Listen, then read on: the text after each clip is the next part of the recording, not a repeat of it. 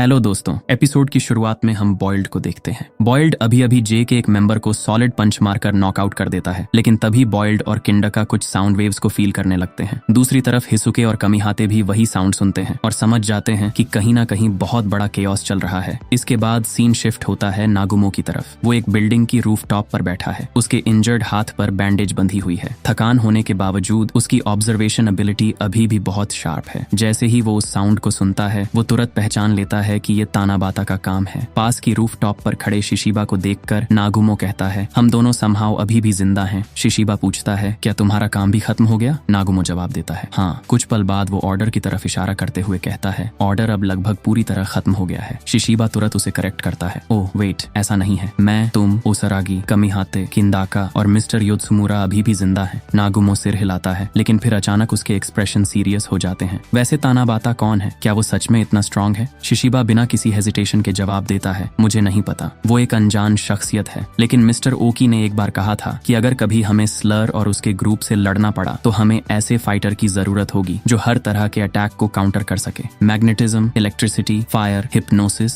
हर power के खिलाफ लड़ने वाला एक वाइल्ड कार्ड। नागुमो तुरंत बात समझ जाता है। तो मिस्टर ओकी जिस वाइल्ड कार्ड की बात कर रहे थे वो तानाबाता है। नागुमो मन ही मन मान लेता है कि तानाबाता की एबिलिटी सच में एक्स्ट्रॉर्डिनरी है, क्योंकि उसका अटैक किसी भी इंसान के खिलाफ इफेक्टिव है। लेकिन शिशिबा का जवाब हमेशा की तरह रूथलेस होता है। जब तक सामने वाला इंसान है, अगर उसे मारो तो वो मरेगा, बस इतना ही। फिर वो बिल्कुल कैजुअली बोलता है, जरूरत पड़ी तो मैं खुद तानाबाता को खत्म कर दूंगा। लेकिन नागुमो तुरंत मना कर देता है, उसकी जरूरत नहीं पड़ेगी। हमारे पास भी एक वाइल्ड कार्ड है, ऐसा वाइल्ड कार्ड जो मिस्टर ओकी की एक्सपेक्टेशन से भी आगे निकल चुका है। इसके बाद सीन वापस शिन और तानाबाता की तरफ शिफ्ट होता है। शिन लगातार तानाबाता के अटैक से बच रहा है। तानाबाता बिना किसी दया के सिटी के बीचों बीच अपनी पावर अनलीश करता जा रहा है। चारों तरफ केओस फैल रहा है। शिन सोचता है कि ये आदमी सच में पागल है। इतनी भीड़ वाली सिटी में ऐसा अटैक करना इस बात का प्रूफ है कि उसके अंदर किसी भी तरह की मर्सी नहीं है। तभी शिन की नजर सड़क किनारे खड़ी एक कार पर पड़ती है। वो तुरंत उसका विंडो तोड़कर अंदर घुसता है, इंजन स्टार्ट करता है और पूरी स्पीड से कार को तानाबाता की तरफ भेज देता है। लेकिन तानाबाता बिल्कुल भी पैनिक नहीं करता। जैसे ही कार उसके करीब पहुंचती है, शिन परफेक्ट टाइमिंग के साथ कार से जंप कर जाता है। अब कार मिसाइल की तरह सीधे तानाबाता की तरफ बढ़ रही है। अगले ही पल तानाबाता गिटार बजाता है। एक पावरफुल साउंड स्लैश निकलता है और पूरी कार बीच हवा में ही दो हिस्सों में कट जाती है। शिन का सिस्टम वहीं पर हैग हो जाता है। तानाबाता कहता है, साउंड बेसिकली एयर वाइब्रेशंस है, कॉर्ड बदल दो और तुम किसी भी शेप को क्रिएट कर सकते हो। वो आगे कहता है, तुम शायद इसे सुन ही नहीं पा रहे। स्टैबिंग, स्लैशिंग, स्मैशिंग, हर चीज की अपनी अलग साउंड होती है और अगर मैं एग्जैक्ट साउंड रिप्रोड्यूस कर दूं तो मैं खुद उस फिनोमिनॉन को भी रिप्रोड्यूस कर सकता हूँ। ये सुनकर शिन समझ जाता है कि उसके सामने खड़ा म्यूजिशियन कितना पावरफुल है। उसी टाइम तानाबाता अचानक ऊंची छलांग लगाता है और एक बेहद पावरफुल अटैक रिलीज करता है। ये अटैक इतना स्ट्रॉन्ग है कि पूरी रोड डिस्ट्रॉय हो जाती है और आसपास की बिल्डिंग्स और ग्लास तक टूट जाते हैं। शिन इस अटैक से बुरी तरह घायल हो जाता है। उसकी हालत इतनी खराब हो जाती है कि उसके मुंह से खून निकलने लगता है। तानाबाता काल्मली बोलता है, थैंक गुडनेस, यही आखिरी साउंड था जो तुमने सुना। लेकिन शिन कॉन्शियसनेस लूज नहीं करता। वो खुद को संभालने की कोशिश करता है और समझ जाता है कि सामने वाला एनिमी कितनी एक्सट्रीम लेवल की पावर रखता है। शिन के दिमाग में साकामोटो की इमेज आती है। वो सोचता है कि साकामोटो इस लेवल के ओपोनेंट को कैसे बीट करेगा, लेकिन अगले ही पल उसका माइंडसेट बदल जाता है। नहीं, ये गलत सोच है। मैं और मिस्टर साकामोटो अलग एबिलिटीज रखते हैं। मुझे ये सोचना चाहिए कि मैं उसे कैसे टेक आउट करूं। इसके बाद शिन अपनी क्लेयरवॉयंस एबिलिटी एक्टिवेट करता है और कुछ सेकंड्स आगे का फ्यूचर देखने लगता है। तानाबाता फिर से अटैक प्रिपेयर करता है और शिन समझ जाता है कि अगला स्लैश भी डेडली होने वाला है। लेकिन इस बार शिन कुछ नोटिस करता है। वो समझ जाता है कि तानाबाता अपने गिटार की वही की और साउंड पैटर्न रिपीट करने वाला है, जिससे अटैक का टाइमिंग प्रिडिक्ट किया जा सकता है। कुछ सेकंड्स बाद तानाबाता सच में एक sharp slashing sound attack release करता है। ये अटैक इतना पावरफुल होता है कि एक ट्रांसपोर्ट व्हीकल तक बीच से कट जाता है, लेकिन शिन इस बार उसे डॉज कर लेता है। तानाबाता तुरंत समझ जाता है कि शिन उसके अटैक्स को रीड कर पा रहा है। वो सोचता है, तो ये मेरे साउंड को प्रिडिक्ट कर रहा है। ये वही क्लेयरवॉयंस वाली नॉनसेंस है। लेकिन तानाबाता को इससे कोई फर्क नहीं पड़ता। लेकिन इवन अगर तुम एक सेकंड पहले फ्यूचर देख लो, साउंड रेंज से एस्केप करना इम्पॉसिबल है। शिन अब अग्रेसिवली आगे बढ़ने लगता है। वो सीधे तानाबाता की तरफ रश करता है और उसके गिटार की स्ट्रिंग्स पकड़ लेता है। ये बहुत रिस्की मूव है, लेकिन शिन का गोल क्लियर है, साउंड को फिजिकली इंटरप्ट करना। तानाबाता फोर्सफुली गिटार प्ले करता रहता है और उसी वाइब्रेशन से शिन का हाथ बैडली डैमेज्ड हो जाता है। उसके क्लोथ्स तक फटने लगते हैं। तानाबाता समझ जाता है कि शिन जानबूझकर साउंड सप्रेस करने की कोशिश कर रहा है। शिन कॉन्फिडेंटली बोलता है, बहुत नॉइजी है, इसीलिए बजने से पहले ही मैंने इसे रोक दिया। और उसी मोमेंट वो एक ब्रूटल स्पिनिंग किक मारता है जो सीधे तानाबाता के हेड पर हिट होती है। तानाबाता थोड़ा लड़खड़ा जाता है और समझ जाता है कि शिन का अटैक रेकलेस नहीं बल्कि कैलकुलेटेड है। शिन का खून गिटार पर लग जाता है, जिससे तानाबाता रियलाइज करता है कि साउंड क्वालिटी भी डिस्टर्ब हो रही है। वो शॉक हो जाता है कि शिन इतनी एक्सट्रीम लेवल का रिस्क लेने को तैयार है, लेकिन शिन उसे प्रोवोक करते हुए कहता है, मुझे लगा था ऑर्डर मेंबर्स स्ट्रांग होते हैं। अचानक तानाबाता अपने गिटार में छिपा हुआ गन मैकेनिज्म रिवील करता है और सीधे शिन के फेस पर फायर कर देता है, लेकिन शिन इंस्टेंटली डॉज कर लेता है। उसकी मूवमेंट लगभग सुपर ह्यूमन जैसी हो जाती है। अब क्लेयरवॉयंस की मदद से शिन तानाबाता के अटैक्स को पहले से प्रेडिक्ट कर रहा है। वो बुलेट्स को आसानी से डॉज करता है और लाइटनिंग स्पीड से मूव करके तानाबाता के ऊपर एक बहुत ही पावरफुल पंच मार देता है। इम्पैक्ट इतना जबरदस्त होता है कि तानाबाता पीछे उड़ जाता है और उसके मुंह से विमल निकलने लग जाता है। शिन उसे देखते हुए कहता है, एक बार तुम्हें डिफीट कर दिया तो मैं भी ऑर्डर के लेवल पर पहुंच जाऊंगा। यहीं चैप्टर का सबसे बड़ा टर्निंग पॉइंट आता है। शिन अब सिर्फ साकामोटो का कंपेनियन नहीं है, वो धीरे धीरे एक ऐसे मॉन्स्टर में बदल रहा है जो ऑर्डर के वाइल्ड कार्ड तानाबाता को भी सीधे टक्कर दे रहा है।